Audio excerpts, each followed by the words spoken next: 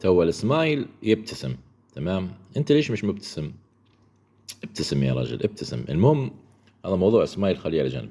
تو نجول الموضوع منه، موضوع الووش وشيبل. الوشيبل هذا معناها ان من شركة اتش بي دارت مجموعة لوحة مفاتيح تقدر انك تغسلها بالمي. يعني نقدر ناخذ انا تو الكيبورد هذا مخصص انه هو ينغسل، يعني مجرد انك تلقى انت الوش ايبل معناها هذا الكيبورد مخصص انه ينغسل. فتو هنمشي نغسله ونوريك كم بعد ما غسلنا.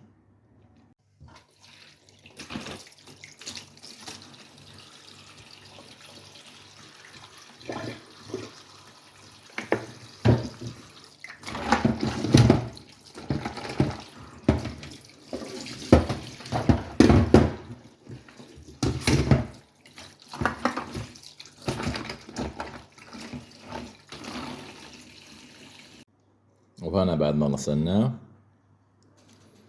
طبعا هتيجي تنشف فيه، هياخد وقت شوية. ولو عندك بلاور اللي هو بتاع الريح، ما شاء الله قاعد نظيف. هل عندك من الكيبورد هذا؟ ما اعتقدش.